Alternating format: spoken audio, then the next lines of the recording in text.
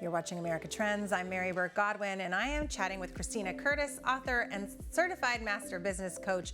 Man, right before the break, Christina, I'm sorry I had to cut you out because you were telling us this story, very personal and emotional story about you having this carjacking incident, and we cut off right at a good part because you were saying your son kind of calmed you down and you went into a place of like, okay, I'm gonna handle this, you know? Yeah, he did. And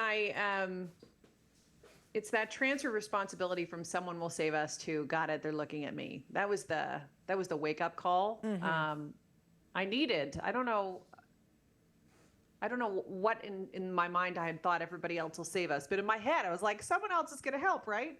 But as soon as it became my sense of ownership, I brought my conscious mind back online, and I could choose.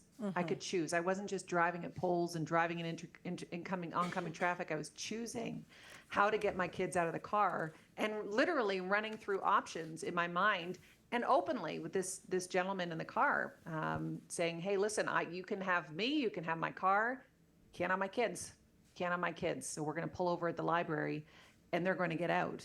And then, of course, that didn't work because we were in a two-door vehicle, so an adult had to get out.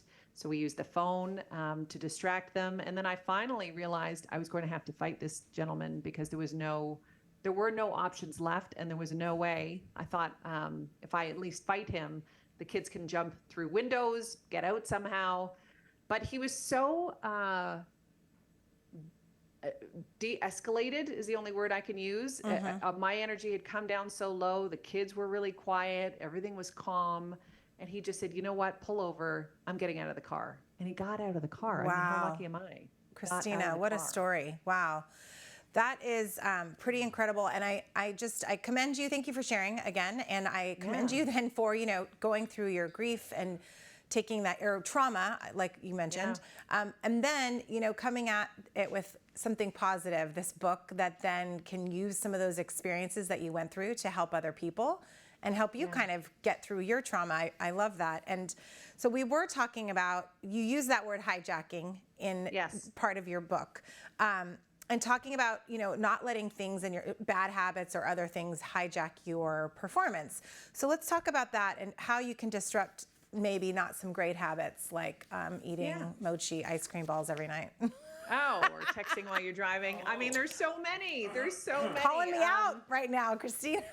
Or like even the one that we're working on in my home is just looking at your phone. If you look at your phone with other people around, you have just used a habit, right? Because we look at our phone over 96 times a day. It's just increasing, which is scary. That you look at your phone, whoever's with you, you just disconnected from them. Yeah. So your habitual pattern just told your kids or your partner that you're actually preoccupied.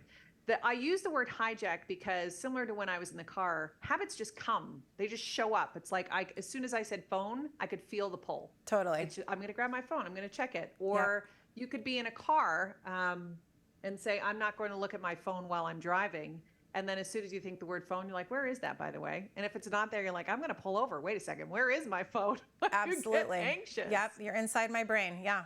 So it's just the habits we have to be aware of. The brain is there to save neurological fuel, and it will throw in code, right? Little algorithms of how you need to operate and behave. And we have to be able to hold the discomfort of not engaging them and saying, "Actually, I'm going to choose safety while I'm driving today. My phone can be lost for the next 15 minutes. And we'll find it. I promise you'll find it." But I find at work it's the same thing because you'll see certain people who will trigger you.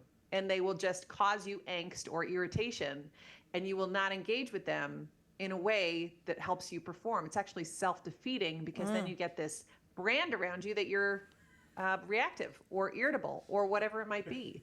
Or you look at your week, and we just say, especially working parents, I'll call it out, we just fill our week on both ends, at home and at work, so there's no space for you. Yeah. There's nothing. And so if you do that, you are not building your week to perform at your best. You're building your week to run and sprint and fall over at the end of the day, which we know is not conducive to our well-being, but also our performance. So those are the types of habits we have to actually say, "Okay, got it. I'm doing this. There is another path.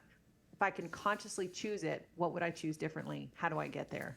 And it's uncomfortable, like you were saying in the beginning, it is uncomfortable to switch a habit. And so that's why we a lot of times retreat from it, right? It is uncomfortable, and walking through those, sitting with that feeling of, I really want to pick up my phone right now, but I'm not going to. It's for me, I went through, in recovery, I quit drinking about 7 years ago. And that was a big process of going through my life of doing the daily things that reminded me of alcohol. And so there are tools and, steps to help me through that. But it was uncomfortable at first. And it definitely was. So when you rationalize, do you notice how you rationalize it? I could use a really easy example most of us can relate to, which is sugar. That's my next one. I said 2 weeks ago, I was like, I'm going to skip sugar for the day. Of course, it's my girlfriend's birthday and we're out for lunch. And they bring this tray of like decadent desserts. And not only did I lean in to get a bite of the creme brulee, my brain rationalized why. Well, it's okay. One bite. What's the big deal? No problem. Well, Christina, this is fine. You'll start tomorrow. That's what we're doing all the time. Tomorrow. And if you're aware of that being a pattern that's eroding your results in your relationships, because it happens in relationships all the time. In your parenting, for me, it's parenting. I look at that where are my habits with my kids. Yeah. We have to consciously interrupt them so that we can get what we want out of the life that we're living. Oh, this is getting deep. Okay, so I have one more thing I want to ask you about. This is actually kind of deep too, but lessons from your inner critic.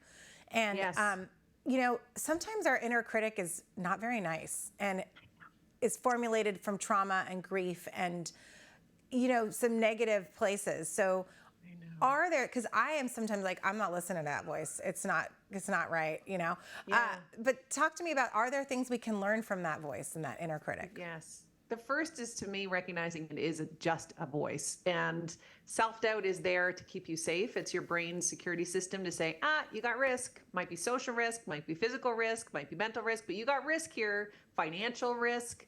Right now, safety risk is a big thing for people because of all the news that we're seeing.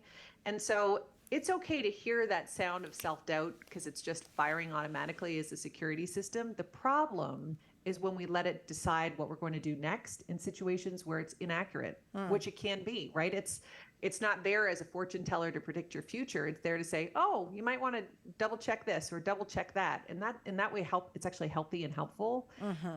Everybody has self-doubt. When I speak with the Olympic athletes, when I speak with leaders of Fortune 500 companies in my coaching engagements, I've yet to meet anyone who doesn't have self-doubt.